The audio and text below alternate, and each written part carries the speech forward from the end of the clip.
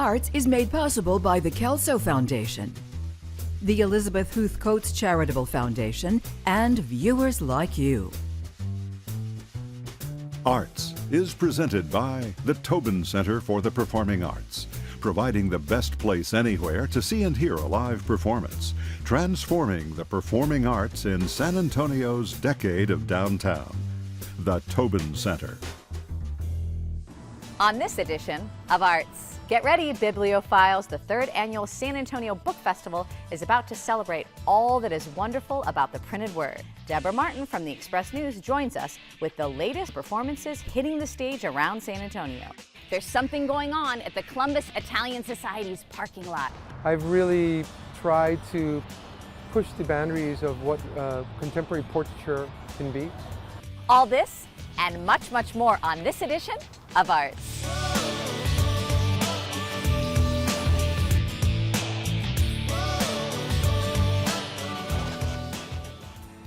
Hi, I'm Asia Sheravino and welcome to Arts. Today we are at Ground Zero for the Book Festival! In a little over 2 weeks and for only one day, the Central Library and the Southwest School of Art will become the literary hotspot of South Central Texas. Presented by the Library Foundation, this one-day free festival will unite readers and writers in a celebration of ideas, books, libraries, and literary culture. Let's find out what we can expect from this year's Fiesta for Book Lovers. Well, on April 11th will be our third annual San Antonio Book Festival. We're very excited that we can reflect the city of San Antonio and our heritage and our issues, our background. For example, we are really strong in always addressing issues about the border or Latino culture. We have a very strong military culture here also, community, and so we always have several books about the military. We have, because of San Antonio and its weird relationship it has with the aquifer, we always have a panel on water issues. So those, things are very special to our festival and make us unique. So on the morning of the festival, the first thing I would suggest to anybody who's going to go down there is to print out the schedule or download our app onto your mobile device and make a plan, because there are so many choices. With 90 authors, you are going to need to have an idea of where you want to be and when, because it's going to be some tough choices, and it's good to know about that in advance. You can't just show up and wander in and you'll be happy. There's so much to see. There's so many different options. All of our authors are currently on our website, and you'll see Meet the Authors, and you can click on their photograph and it will give you a bio of them, and then also what the session when they'll be doing their presentation and where. Have an idea for a book, let's say. You're going to want to make sure you go to this session called Pitch-a-Palooza, which allows any would-be author to pitch their story idea, their book idea, to a team of publishing experts. And they give you 1 minute to pitch your idea, and then they respond with their suggestions on how to improve your pitch for a minute. And then out of 20 people who do that, the winner gets a free session with a literary agent. So that's sort of one of the new things we're doing this year that's very fun and different. At the end of the day, there's an event called Literary Deathmatch at the Empire Theater at 7 p.m. That is a ticketed item. That's a really hilarious program with 4 authors are asked to read their best work that they've ever written in 7 minutes or less. And then they are judged by a panel. And it's sort of like American Idol, but for bookish people. So we're branching out into some new areas this year, so that's one way that we're growing. But if you plot out your day, you will be very pleased with everything that you get to experience. We want to hear from you. Do you know of a good story you'd like to see aired on Arts? Let us know by emailing us at arts@klrn.org. If we use your idea, you'll get a screen credit on our program. Up next, we meet Matthew McDuffie, screenwriter of the film The Face of Love, starring Annette Bening. New Mexico PBS Arts contributor Hakeem Bellamy recently sat down with McDuffie, who shared the importance of stories and what it's like to be a storyteller, providing some tips along the way. Why is story important? Because it's everything, because everyone has one. As my son says, stories, they're everywhere. And it's interesting because my mother had this gift where she could see like a couple on the street, and she would make up a story about them. She would go something like, "Oh, it's so tragic." You go like, "Well, what's that, Mom?" "Well, she's in love with him," and she would go on, and it sort of made me realize that everybody, everywhere, has an infinite story to tell. It's what makes us human, and it's what makes us love each other. So that's why it's so important. When you are creating characters, is that part of the process? I just steal. You just steal? It actually, everything that I write sort of starts with some sort of autobiographical kernel. Story is really kind of like emotional mathematics, in that you're creating an algorithm that creates the response that you're looking for. I know that sounds cold-hearted, but it really is puzzle making. Well, particularly film writing. Sure. I mean, novel writing can be about observation, and certainly film is, but you want to have an emotional response from the audience, and that means setting things up in a particular way, so when a reveal is placed in front of the audience or in front of the characters, they can't help but react in the way that you hope.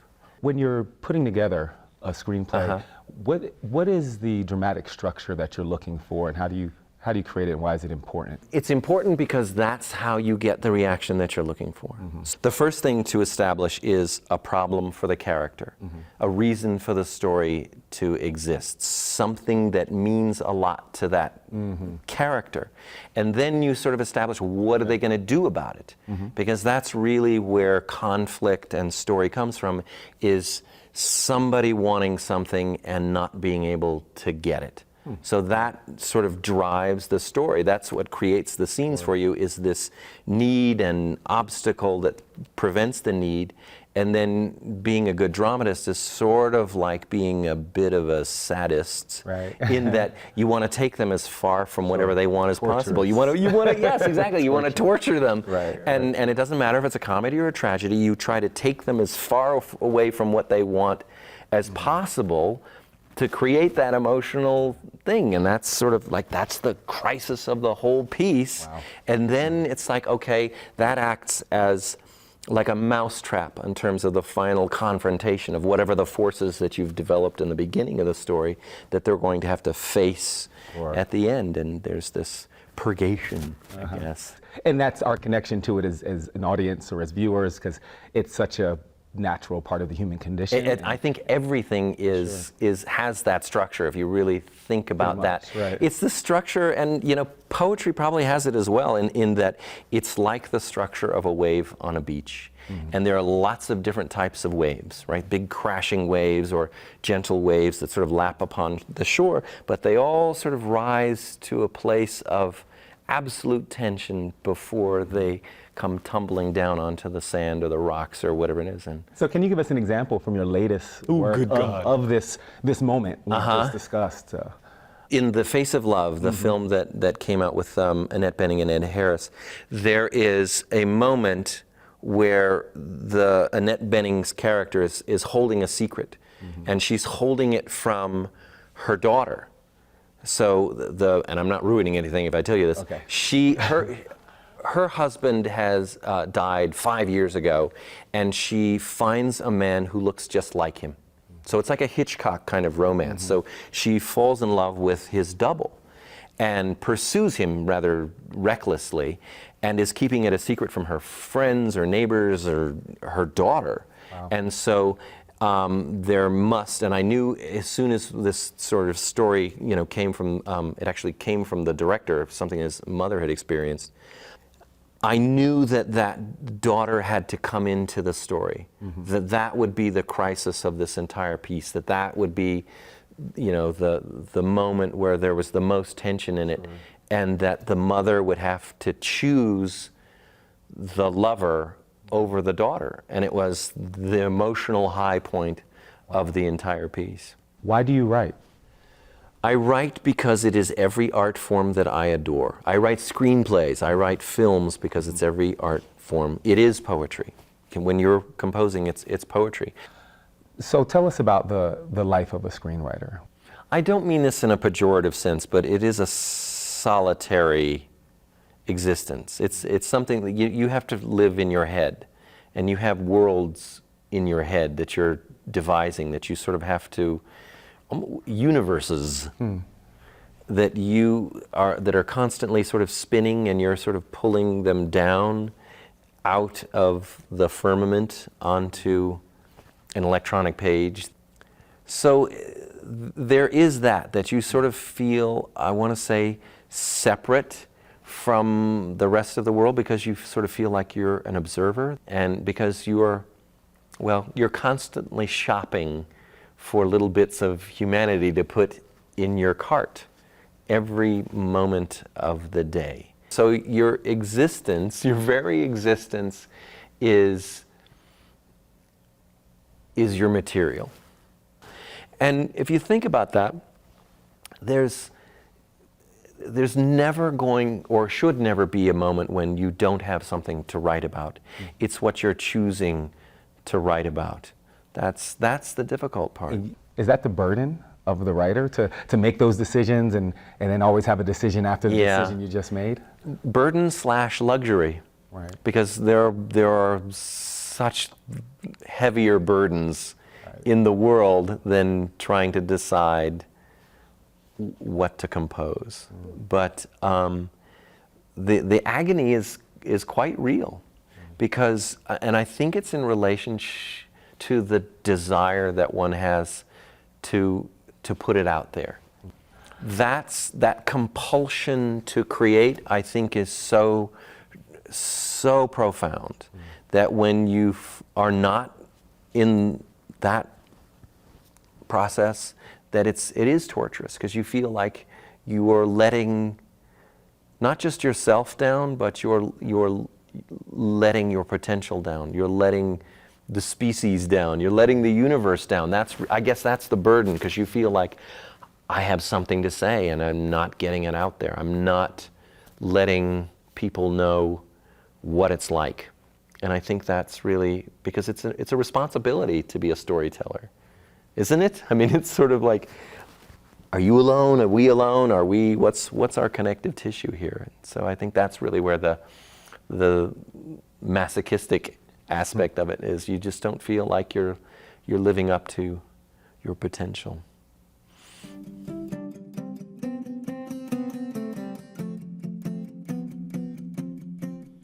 And we're back with Deborah Martin from the Express News. I missed you. I missed Where you have you too. been? Well, you know. Oh, you have a lot of things going on. I You just do. have to see like 50,000 shows a week. That's it. That is all. So sometimes I can't get over here. I know, but I miss you. I So miss tell you me too. all the things. Tell me what you love right now. Okay. We were just talking about Crime and Punishment in the Cellar at the Yes. Playhouse, which is just wonderful. It's a 500-page novel in 90 minutes. And it's Can you really believe well it? done. And it's not, I don't think it stints on the story. I think the performances are amazing. It's Tony Cheravino, John Minton, who don't often do things on stage, and they're phenomenal. And Casey Roy, who's also wonderful, wonderful, wonderful. Their chemistry is good. Yeah. You know, one of my favorite parts of that show is the lighting. The lighting's gorgeous. It's exquisite. There's- in the yeah. cellar, the lighting. it's fantastic. Come on. Those It's so, actors, so of good. course. I mean, Yes. I love them all. They're amazing. It's a phenomenal show. So go see it. Go see it. The Harlequin has a musical review deep in the heart of Texas. Oh, our people are in that too. Oh, that's right, Courtney and Courtney. Campbell. They're so good. I love them. They're lovely. And I Yes. believe Courtney also helped to choreograph Yes. it. And the choreography is wonderful. It's country music. It's so much fun. And again, it's a quick show. It's a really fun show. It's Festa, It kind is. of. Kind of. Fiesta meets the rodeo. Kinda. Together. You know, they encourage you to sing along, but you don't have to if you don't want to. It's kind of the low pressure interactive. So it's fun. Good. It's a fun show. Attic Rep has opened, I guess, by the time we Irish Curse. Yes. Opens tonight. Yes. Yes. Which is phenomenal play. They did it a couple years ago. I got to go to a rehearsal, and it was still a week out from opening, and it was already Well, there's such a good company, and all the actors that they use are phenomenal. It's just such a great group all the way around. And being in that theater, yes. If you haven't been to the Tobin, go check out the show. Yes, at the Alvarez. It's awesome. It's fantastic, and I think the intimacy of that space really is conducive for that show. Yeah. Yeah. Perfect. At the Majestic Blue Man Group. Oh, that's just fun. 3 days. That's fun. Okay. They're touring. I mean, that's fun. The Woodlawn is about to open La Cage à Faux, which is fun. Tim Hedgepeth is directing. Tim Hedgepeth is wonderful, He's wonderful, the best. wonderful. Yes. Chris Rodriguez is choreographing. He's Awesome. wonderful. I think it's going to be really fun. That's perfect for Fiesta time, yes, too. that is perfect Perfect for show Fiesta. for Fiesta. And the Rose Theater is about to open a Rick Stem piece. Rick Stem does really fun stuff. He has these really fun ideas, and it's stuff you will not see anybody else come up with. It's called You've Ruined a Perfectly Good Mystery. And it's a Sherlock Holmes interactive thing, where I think the audience determines the action, but by them doing that, they are thwarting the increasingly aggravated Sherlock Holmes. So that's funny. I know. I think it's going to be fun. It's a really good cast. Ben Scharf and Ben's in it. Ben's in it. Then you have to go. Morgan Clyde. It's a great Morgan cast. too. Oh, that's a combination you can't miss. Joseph Urich. It's perfect. Yes, perfect. I know. I think it's going to be a lot of fun. That was a lot of stuff. It's a lot of stuff going on. Oh my gosh, awesome. So we'll see you soon, right? Yes. Okay. Yes, we'll talk about all this other stuff. Great. Yay. See you next time. Okay. Thank you. Thank you. You can read more reviews by Deborah Martin in the entertainment section of the Express News, or log on to blog.mysanantonio.com/weekender for Deborah's first impression overnight reviews.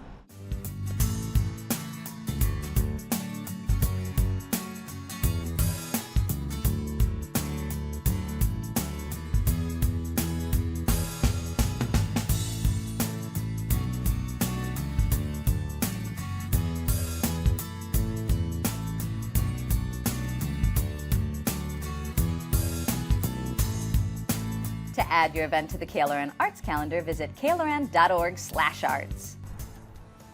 Up next, we delve into the untold story of the Miami Sound.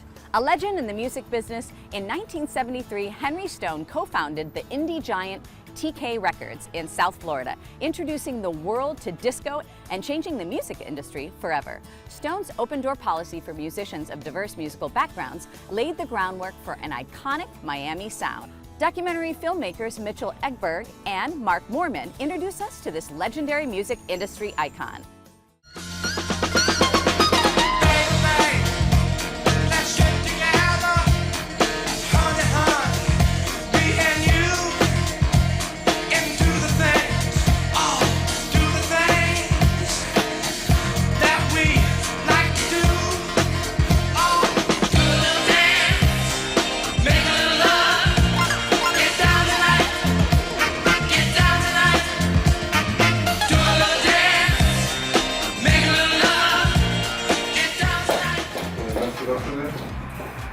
The documentary is about a man named Henry Stone, who is now 91, who created the framework of really all the music that came in Miami for the last probably 60-some years, from R&B to becoming the king of disco, establishing the biggest independent record label in the world, TK Records. Then actually going on after the end of disco, or when they said disco died, to getting into freestyle music, and even had significant contributions, I think, to Miami bass. Even though it's about the music, it isn't all about the music. It's about a man and all the artists that he discovered and nurtured, who many of them overcoming obstacles, particularly Henry himself, in order to grow, both as artists, musicians, and most importantly as people. And I think that's really the universal message of the film. Of course, it's also about Miami, and a story that's really never been told in terms of the history of Miami music. Like I said, a lot of people don't even know it came from Miami, and we want that story out there. Scene 306, take one. We're here today shooting a recording session, and Henry Stone is recording the song St. Pete Blues, which he originally recorded with Ray Charles 60 years ago. And today he's doing it with Benny Lattimore, and Steve Alamo is manning the board, and there's also, it's going to be a TK reunion as well. he's somebody who really deserves to have his story told. And he helped out a lot of people and really, you know, he's the godfather of the Miami Sound. And really felt like we wanted to make this film. And so we shot George McRae this week, who made the famous Rock Your Baby, the first disco song ever. Timmy Thomas and Clarence Reed is in the house today. So we're making this film, and these people came out to show their support for Henry. And we've got a crew of my guys here today. We've got 3 cameras, got a couple Reds and a couple 5Ds, and I was trying to make this thing great, because that's always my philosophy when making a film. You make something great, and everything will take care of itself. So that's what we're trying to do. They know me by TK Productions, or TK Records. In the 70s, we ended up being the largest disco company in the world, with KC having consecutive #1 hit records that hit #1 on the Billboard charts. Because we had a combination of musicians that put their sounds together, along with a good bass sound, and put that all together, and that became the Miami Sound. At this point in my life, I think this has to be made. The story has to be told about the Miami Sound, how it was created, and how it influenced the world of music around the world. Instead of playing golf or pool, I love to make records. That was my passion. And my passion ended up being TK Records in the 70s, where we became the #1 disco company around the world. For more information, you can visit their website at rockyourbabymovie.com. Thanks to our great friend Tammy Kegley, there's something going on at the Columbus Italian Society's parking lot. My name is Jorge Rodriguez-Gerada, and I'm here for Contemporary Art Month. And I was invited by Munoz Company to create a piece that is part of my Terrestrial Series, large-scale pieces that can be seen from above, that blend with the topography of the area. This 150 by 100 foot parking lot is going to be, you know, here by Sunday it'll be a portrait of a young lady that attends Briscoe Academy. And of course, when he saw her, he knew she was the one. And her image will be a depiction of the future of San Antonio here at Christopher Columbus Italian Society. I've really tried to push the boundaries of what contemporary portraiture can be. And I've been using scale as a way to be able to tell stories with the portrait. Every time I do a project, it's really telling a story that's unique to that location. We were excited to get him inclusive on the CAM calendar, our Contemporary Art Month event, which is on the tail end. So it's actually nice to end the event with these bells and whistles, you know. When we learned more about Jorge, you know, the hair stood up on our arms and we thought, holy moly, man, this guy is doing some phenomenal stuff, you know. This Sunday, March 29th, Jorge Rodriguez-Gerada will be unveiling his piece, although it'll be unveiling for several days. And we will all gather here between 3 and 6 p.m. and enjoy some food, enjoy some drink, and enjoy each other, and really kind of stand in awe of what we've created. If you miss it, don't worry. We'll give you a bird's eye view on our next show. We'd like to feature your art on our show. Just email us a picture, video, sound recording, whatever artwork you have created to arts@klrn.org and put the words "My Art" in the subject line. Each week we'll select a project and share it with our viewers.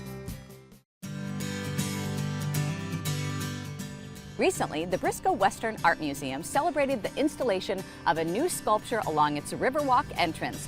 The 3-ton bronze sculpture depicting a vaquero driving majestic longhorns was designed by acclaimed artist T.D.